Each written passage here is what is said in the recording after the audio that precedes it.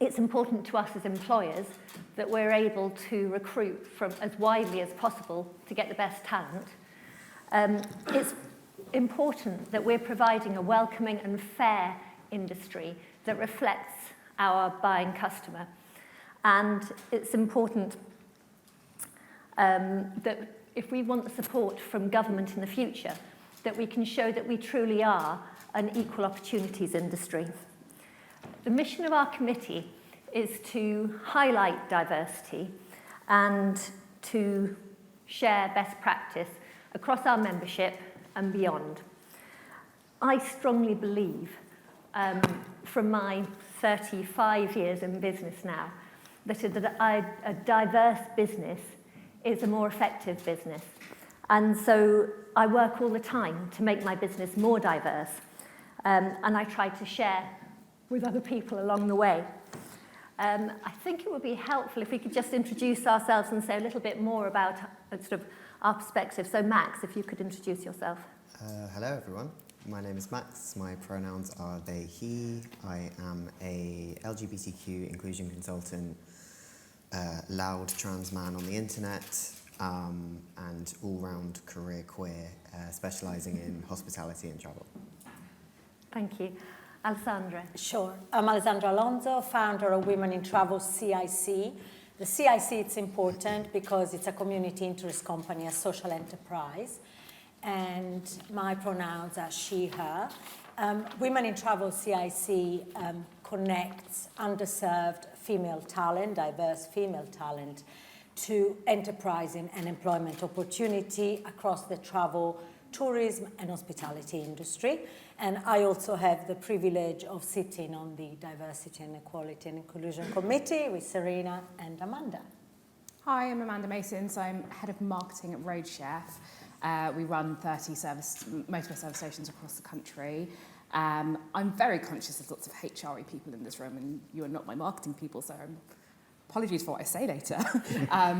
And I'm sit on the panel, on the committee with Serena as the deputy chair, and I've done it for 3.5 years. I'm super passionate about people being comfortable in their environments, and I think DE&I supports that. Wonderful, thank you very much. Just for everybody's benefit, I am planning to leave some time at the end for some questions, so if something comes to mind, make a note of it and we will have time to get to it.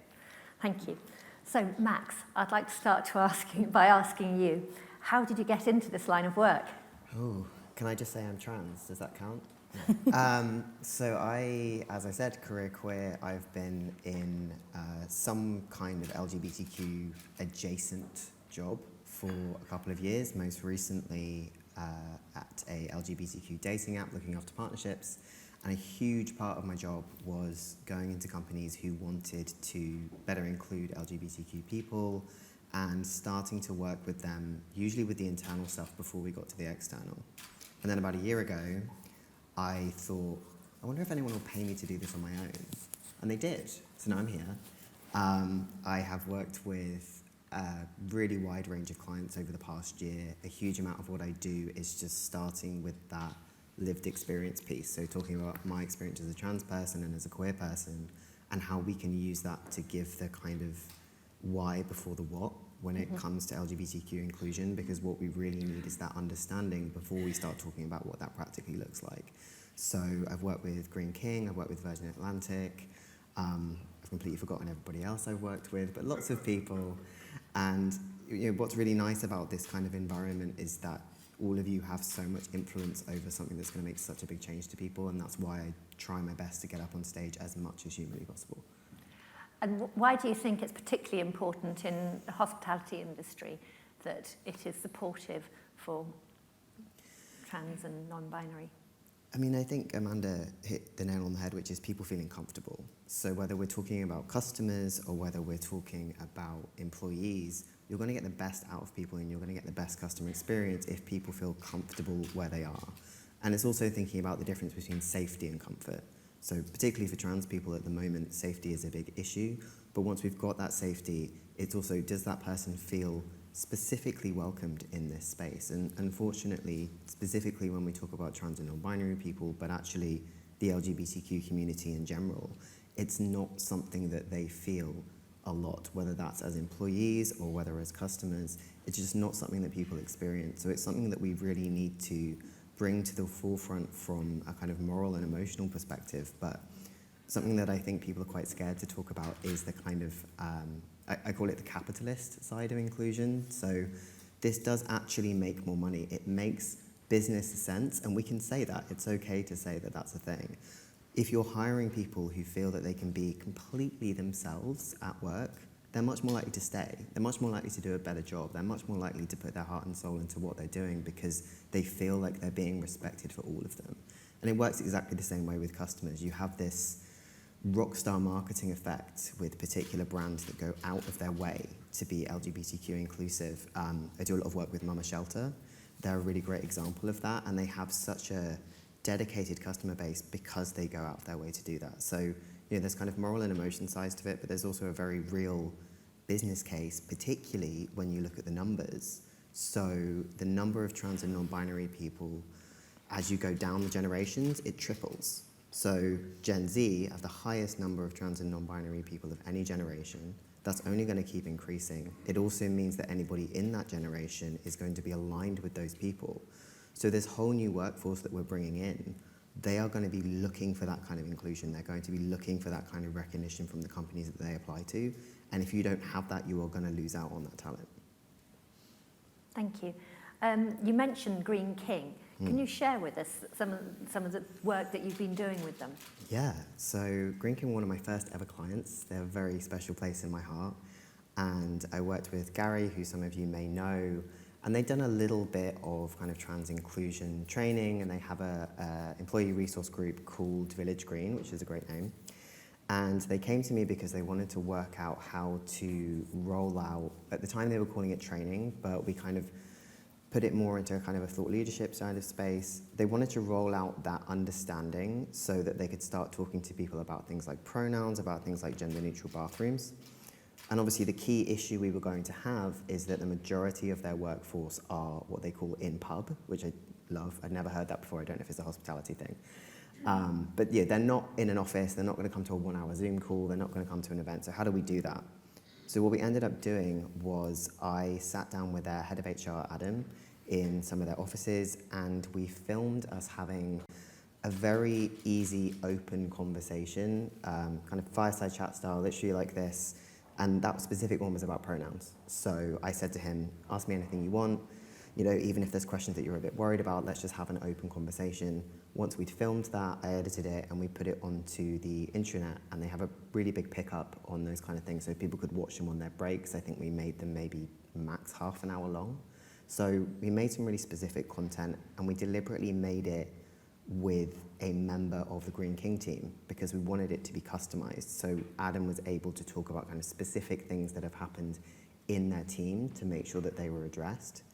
And then the second thing we did was I came in and did a larger fireside chat talking about my life, talking about transition, talking about what that's been like over the last couple of years. And we mostly put that out to their corporate base.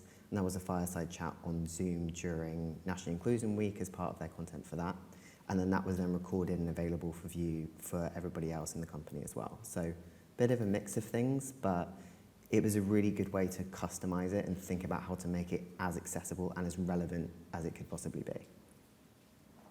Really clever ideas. And what have been some of the major challenges in working in these spaces? I think it's always going to be a lack of understanding, and that gets even more difficult when you think about it, that people might not understand, and then they don't understand why it's relevant for them to even understand. And particularly at the moment, we're also fighting against a lot of misinformation in the media, misinformation coming from politicians, misinformation on the internet. So for me, it's always going to start with, let's have a very open conversation about what is a trans person? Who are trans and non-binary people? Why are we talking about them? Why are they in the news? Why is this a thing that we even have to think about? So it's starting with that initial understanding piece and starting with that as, it's okay if you don't know this. The first thing I say to everyone, I get on calls with these super senior people and they say to me, I might get something wrong and I don't know and I'm really scared. And I stop them and I say, look, it's fine. I don't need you to know all of this. it's almost a completely different language. You know, if you play golf, it's a completely different language. This is kind of the same thing. I know all of it. I can teach you that, but I don't need you to know it. So it's starting off with that, okay, I don't know much about this, but I'm going to learn, I'm going to try, I'm going to listen to you, I'm going to admit when I get things wrong, or I'm going to allow myself to be corrected. So we'll always start with that understanding piece. And usually once we've got there, once we've talked about trans and non-binary issues in relation to real people, so rather than this just group of people that we don't know much about, being able to talk about it from my perspective, or when I run panels with colleagues who are also trans and non-binary, once you've put it into that real life example, then people start to think, okay, well, I'm completely fine sharing my pronouns or discussing gender neutral bathrooms. It's always going to be that real life example and the realization that trans inclusion doesn't take anything away from anyone. All it does is make a group of people much more comfortable and much more able to work or be a customer without having to think about their safety or their comfort. Thank you. And what would the first pieces of advice to clients that you would give for implementing trans and non-binary inclusivity in their businesses? So there's a phrase that I use again and again and again, which is respect before understanding. So I know you might not get it, but let's approach it in a respectful way and let's try and open up the conversation. The first thing I'll always say is let's start with that understanding piece, and that usually starts with raising the voices of trans people and listening to trans people. You might not have openly trans people in your organization. Even if you do, they might not feel comfortable talking about their identity. That's absolutely fine. But there are a lot of people like me who can come and speak on these topics. There's a lot of consultants who can speak on these topics. So start off with that lived experience, start off with that understanding, and then go for the kind of practical considerations that come after that. But always start with the why before the what. Yes. I can't help, as a small business person, I'm always thinking, well, how can I bring this into my business if I can't afford to be Green King? And so for those people in the audience that are like me, sort of working on these kind of things and with goodwill and a shoestring, how could you in a smaller business environment start to make changes in your business? Well, you can ask me for a discount. But you don't know how low it would have to be. I'm available. So if you're not necessarily able to bring in someone to kind of educate on a larger scale, there are a lot of people doing this kind of thing for free on the internet. I always say a big part of me figuring out my identity was the internet. I have a list of resources, of creators. I do a lot on Instagram and also on LinkedIn, where I try and post a combination of content for other trans people, but also content for people who are trans allies or want to be trans allies. I try and explain things behind it. So following people, reading, educating yourself and understanding concepts behind it, so then when you do come to issues that you might need to bring this into account, you've already got that basic knowledge. And you know, it completely depends on how you like to learn. I'm a very visual person, so I'm a big Netflix fan. There is a documentary called Disclosure, which effectively looks at the way that trans people have been portrayed in the media over the last 80 plus years. It's fascinating, it's really interesting, but it gives you a really good basis in why we talk about the things we do now. And there's a lot of those kinds of content available, so seek them out. If you want books, I have books. If you want podcasts, I have podcasts. I can give you pretty much any kind of content you want, but all of those things are available, and a lot of the time they're free or very, very cheap, and you can kind of invest in that on the side of it, and then come to events like this where they can pay me to speak. Brilliant. Yeah. I think sometimes the hurdle can be that if you feel you don't know something about it, you're so scared about getting it wrong that you just don't go there at all. Usually. And especially as a small business where you don't have, supporting advice and experts around you. I think that's fantastic advice, and I shall definitely be watching Disclosure. Thank you. Thank you. Alessandra, I know that you would like to speak about and to focus on diverse recruitment, and particularly on diverse gender recruitment. In my experience as a business owner, it's really hard to recruit diversely if your pool of applicants isn't diverse. So for instance, when I was recruiting for a GM for my hotel, I had over 100 applications, but only 3 were from women. What can we do in these circumstances? Yeah, it's a good question. I want to say, first of all, that, and you, Max, mentioned Trans Ally, so very much Women in Travel see sort of itself as an organization as a trans ally. So when I refer to women in travel, I do mean all women in travel, tourism, hospitality. And I think it's an important point to make. But also, yes, I guess that in terms of recruiting all women across the board, I think it starts, first of all, with the pipeline. So, of course, you know, what I would say that the first place to look is internally. So are you actually cultivating and nourishing your pipeline in such a way that, you know, the women are coming through the ranks, and when it comes to a senior appointment, you don't necessarily have to look outside, but you can actually go back to your own workforce and see who is available and ready, and perhaps, you know, prepare them in that way by giving them the opportunity along the way that sometimes women seem to be missing but wanting. The other thing is that, of course, if you do things in the same way, you get the same results. So you do have to look in places where you might have not looked before in order to find the sort of the type of talent that you are looking for. So, you know, a good place to start, I guess, is thinking about the recruitment or the executive recruitment agency that you work with. You know, how much are you asking them? How much are you challenging your recruitment agent to do, you know, to come up with a list of women as well as the usual suspect and diverse women? Because let's not forget that there are different aspects, the so-called intersectionality. You are looking at a real diverse pool, not just women. And then otherwise, you know, what are the other places where you can go and look for? So again, there are a variety perhaps of bulletin boards where you can post your jobs, and perhaps their community, you know, it's a lot more diverse than the usual typically hospitality pools might have. Or you can look at perhaps, you know, the networking group and sometimes education groups, and indeed, you know, organizations like ours who, you know, although we work particularly sort of with the lower or entry level sort of talent, underserved talent, inevitably we have a community of about 10,000, you know, that follow us, and they are from all sorts of background and diverse background, and therefore may not be themselves the one who will apply, but may know people who would. So I think it's a little bit about, you know, thinking out of the box and being intentional about what you do and wanting to do things differently in order to get different results. Mm-hmm. Yeah, thank you. That's pretty much what we did actually, as we did look internally.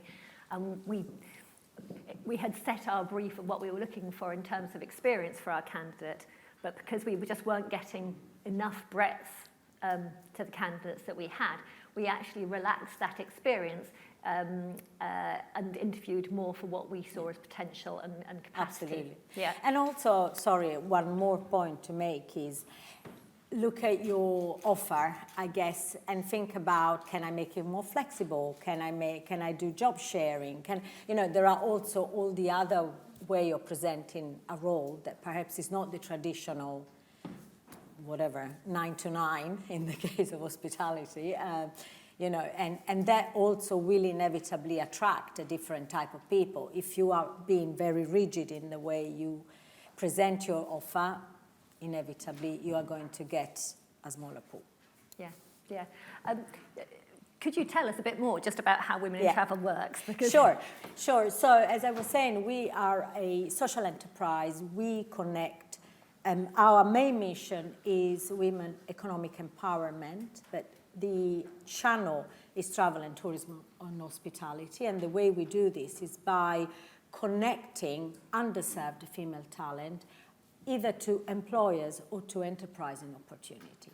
And in order to make both employers and the underserved talent comfortable about it, we then provide education, mentoring, and all kind of support mechanisms that make the employer feel comfortable about, I guess, exploring the hiring of talent that isn't necessarily visible to them otherwise, and makes the talent feel comfortable about going back or sometimes for the first time into work, coming from situations that include, being a refugee, sexually trafficked, homeless, or, coming from sometimes very sort of challenging situation, whether it's their mental health, particularly after the pandemic, or perhaps having lost their job due to caring responsibility. And so the idea is that as an industry, and this industry above all, it is always a challenge. Talent, it's always a challenge. However, not often enough do we see the industry going perhaps the extra mile, and I'm sorry if I'm being a bit provocative here, but looking outside the obvious. Again, this is talent that is completely under the radar. This is not talent that will knock at your door. They don't have access, they don't have the network, and first of all, they don't have the confidence to do so. But they are keen, they are willing, they are interested, and they absolutely want to move on with their life.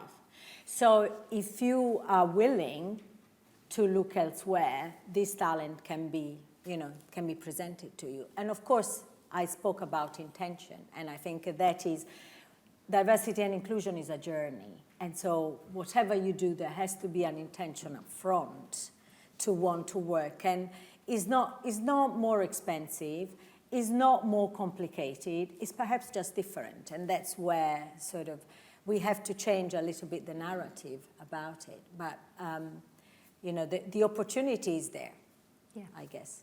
Yeah, absolutely. You mentioned mentoring. Yeah. And I know that you're very keen on mentoring. Yes. Could you just sort of talk a little bit about the role that you see mentoring playing? Yeah. So in my experience, so I qualified as a coach mentor 25 years ago. And in sort of prior to Women in Travel, I was already running in the early noughties a boutique consulting that talked about diversity. And I think we were probably quite ahead of the time. And we launched, some of you might be familiar with the Shine Awards, which were then taken over by People First. So we launched them back in 2004. And I guess at that time, mentoring was something that the industry was kind of doing, but very sort of in a very informal way. And we started to introduce mentoring in a much more structured and sort of systematic opportunity, because women were telling us that they had the training, they had the product knowledge, but they didn't have the mentoring. They didn't know how to navigate the industry, and they didn't have the support, whereas men might go on the golf course or in the pub. This was something that women couldn't do because of all the other sort of challenges, all the other chores that they generally are expected to fulfill. So we started to introduce mentoring in programs to upskill and develop sort of women. And I think, in my experience, is probably one of the most effective, if not the most effective, development tool. For a variety of reasons, but fundamentally because it's relationship-based. And that often speaks to women. Mm. Yeah. I think as well, the more that you see somebody further up the career ladder that you can relate to, the more you think, well, I can do that. Absolutely. I can move on. And I've seen in my own business that for ages it felt like we had no traction, and then people start to come through more and more. And I think that it absolutely. And role modeling, as a mentor, you are then role modeling for your staff certain behavior, and again, if you mentoring often goes with allyship as well. So allies can be very effective mentors as well. And, when women see other women coming through the ranks, then they think, okay, this is an organization that I feel comfortable working in. Yeah, absolutely. Amanda, you're going to talk about the link between our customer and our team. Yeah, so I alluded to it earlier, and as did Max.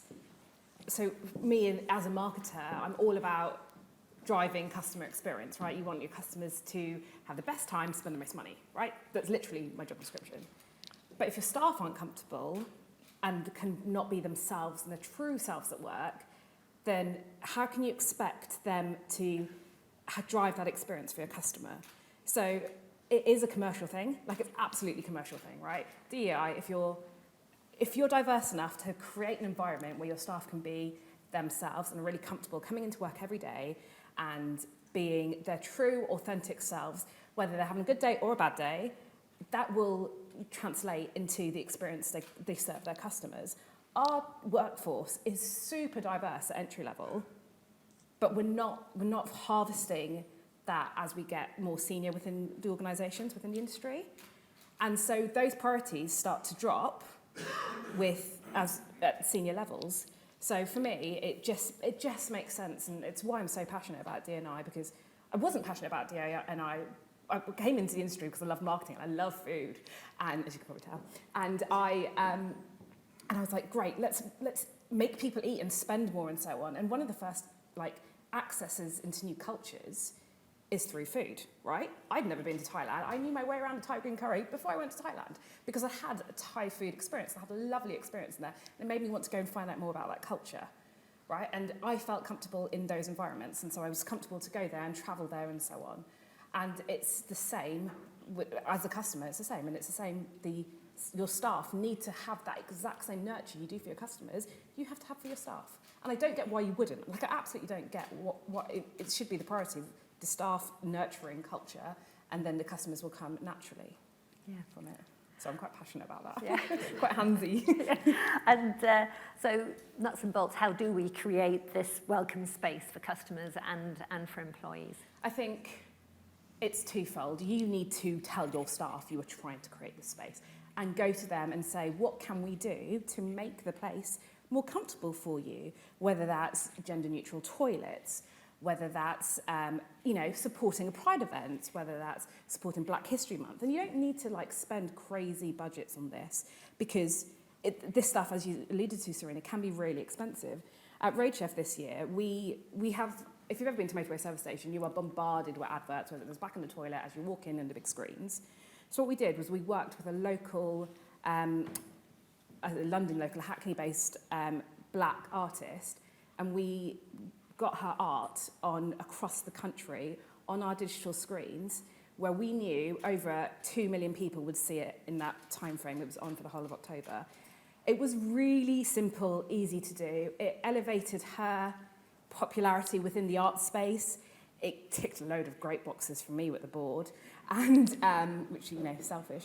But it just showed that we can promote diversity with literally flicking a screen. Mm-hmm. And it was so easy to do, and it was a wonderful journey finding this artist and showcasing her artwork and just working together to show we have some great art and talent made by Black people in this country. And it was just it was a wonderful thing. And I think we think about it as too much, we need to tick a box, we need to hire more brown people, hire more women, hire more gays.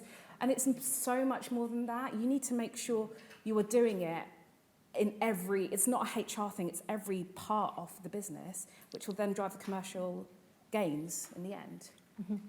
And from that screen, sort of exhibiting the work, did you see an impact on your team, on your staff team? Yeah, absolutely. I just think our team were not expecting it.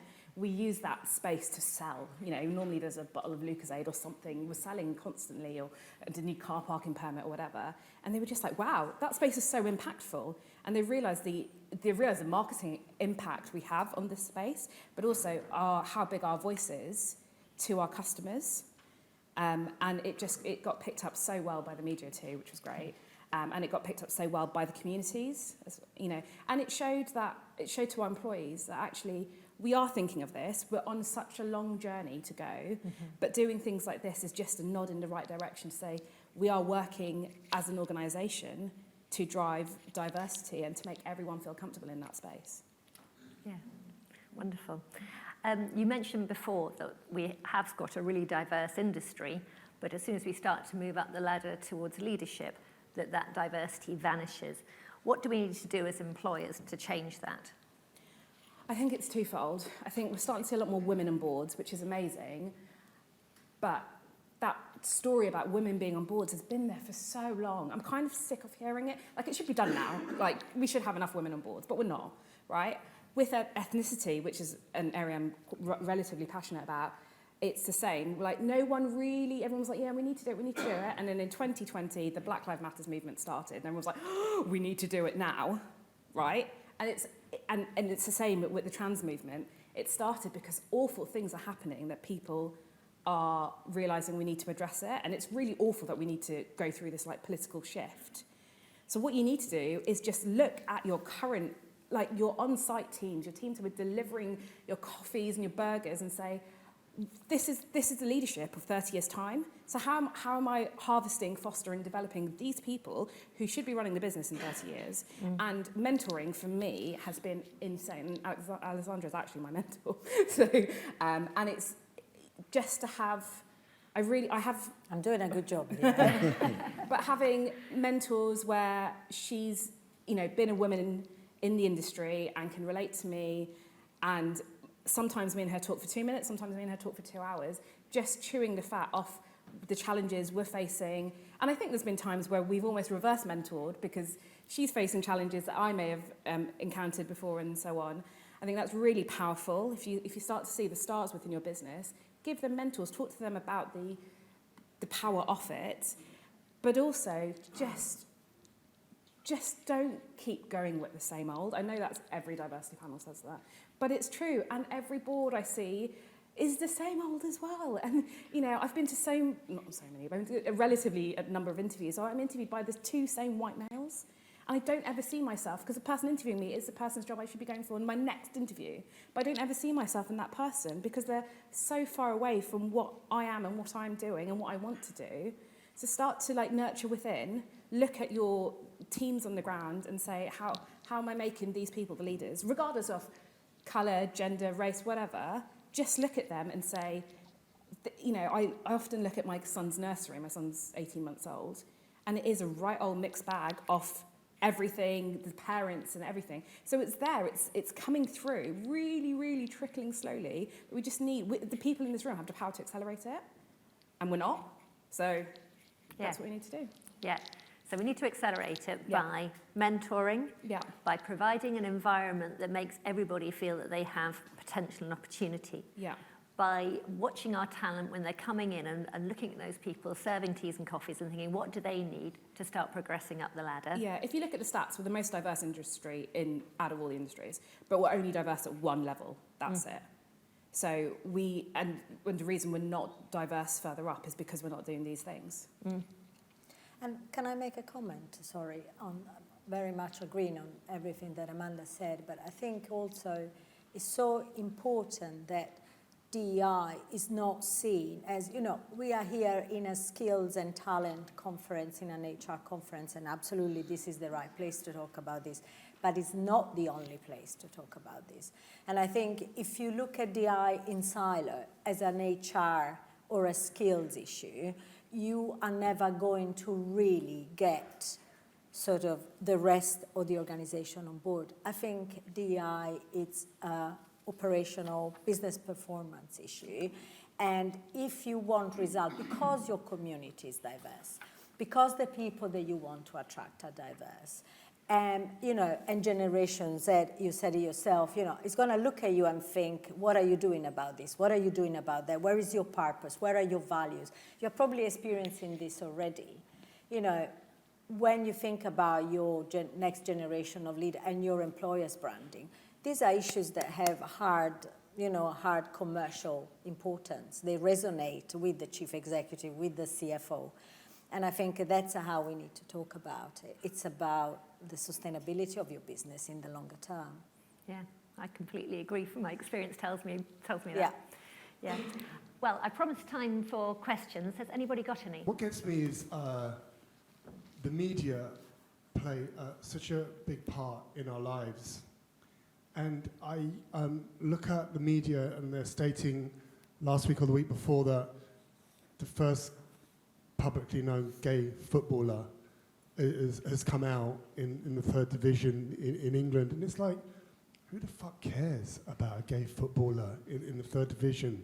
And I just think people's mentality right at the top, who are just coming out of those headlines, have to change. Can I just, when you say who the F cares about that, imagine you were a 6-year-old boy or 7-year-old, or whatever, a young boy, and you were gay, and you thought you could never have a football career, but football was all you thought about, and they see him, he's a role model, and that's what we've not seen in the industry for so long. And so when you say who the F cares, so many people, because we haven't had those role models, because the role models have been cut from the same cloth. So now we're looking at different cloths to cut these role models. There is a lot of people who care. It's so true, but I grew up in the 80s in New York, and I was the only heterosexual man out of 50 waiting staff, and it was just like, everything was just so natural to me. Everyone was just, you know, being so normal, and it's gone so far away from that. That's how I feel about it, you know, but it's great. If people come out and they're in positions within the public domain that they can encourage young people, then that's fantastic. But, God, 2023, and it's like, haven't we moved on? You still don't have those role models. Absolutely. You can't be what you can't see. You have to see them to imagine that. I think there's a sentiment I hear a lot, which is, okay, I'm fine with this, but why do we have to make a big deal out of it? Like, can we all just interact? And yes, maybe 50 years down the road, because we're not there yet. We have to make a big deal out of this because otherwise people get stamped down. We have to shout about this. And yes, I agree, it shouldn't be headline news that there's a gay footballer, but as Amanda said, that's never been done before. And there is a lot of gay footballers, but they're not talking about it. So we have to talk about that, we have to put it there. What we should instead be questioning the media is how they're talking about this. So instead of, there's a gay footballer, it should be, okay, somebody's come out, how can we celebrate this?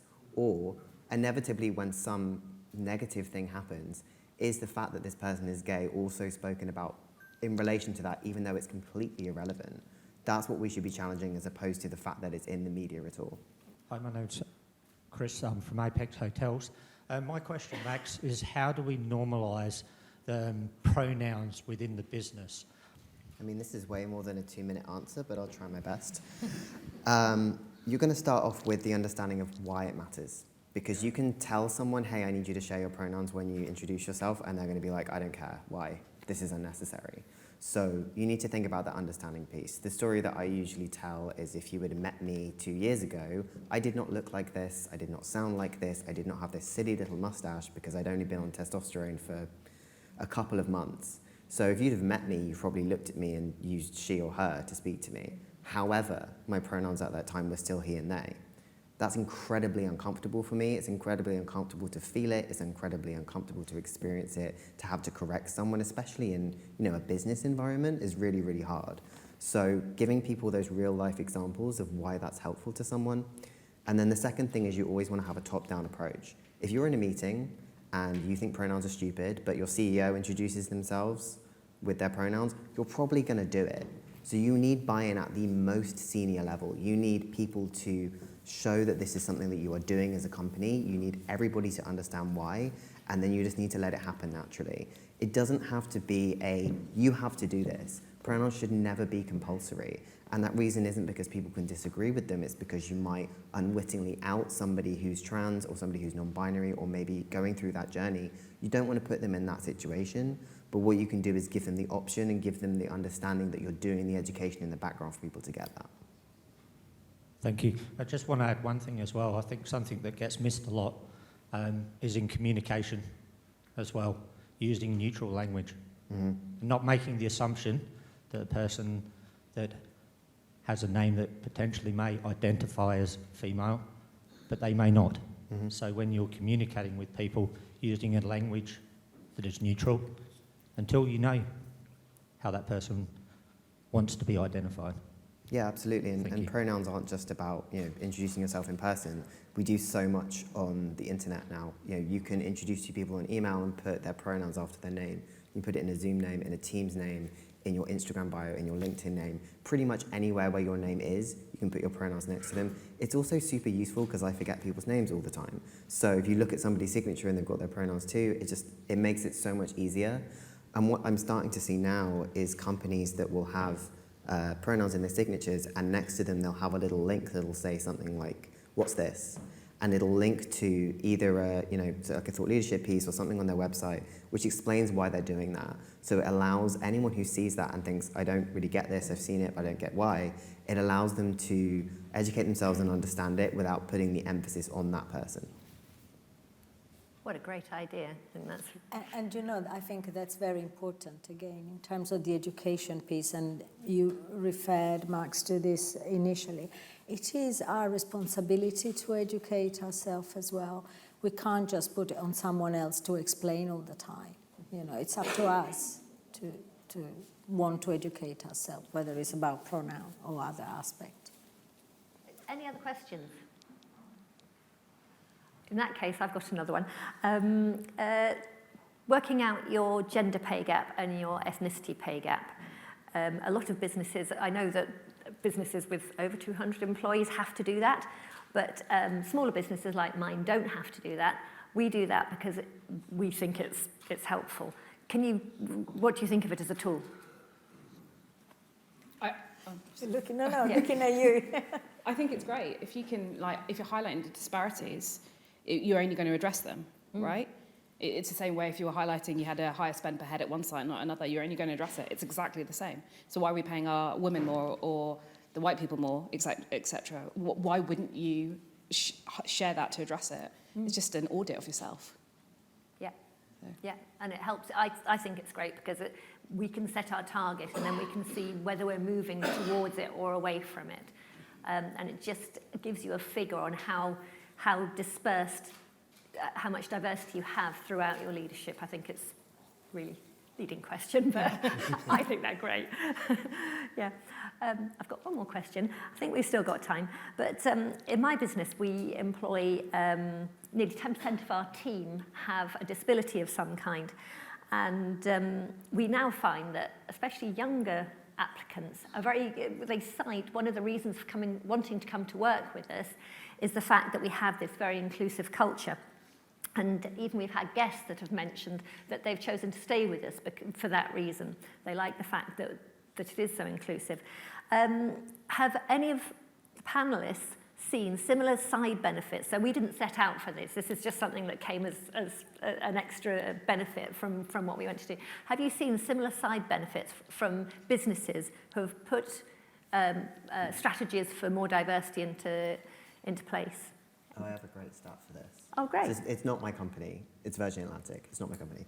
However, some of you might have seen that they recently updated their uniform policies to be gender inclusive, which is huge, particularly in the airlines industry. And their applications for crew went up by 100%. Wow. Yeah. So tell me again that there's no money in this, because that's huge. Yeah. But I don't have a personal example, but that was one that I was particularly proud of. Yeah. Yeah, and I mean, from my viewpoint, we talk to employers and we talk to talent all the time. And in one of our last events last year, we had a panel of sort of younger, from the younger generation, who were talking about what had attracted them to industry or to those particular sort of company. And they all mentioned the fact that, when they see a role that they are interested in, the first thing they do is they go on the website, they look at the board, they look at the staff. Can they see themselves? Yes, okay, big tick in the box. Can they not see someone like themselves? Then, sorry, could be a good pay, could be a fantastic job, but I'm not going to go there. So I think there is an absolute direct relation in terms of strengthening your employer branding and seeing the benefit. Definitely, and across the board of diversity and inclusion, being neurodiversity, race, sexual orientation, whatever, every aspect, I think. Yeah. Definitely. Yeah, I've heard of people doing that a lot. Thank you. If there are are there any more questions? I think we're perfectly on time.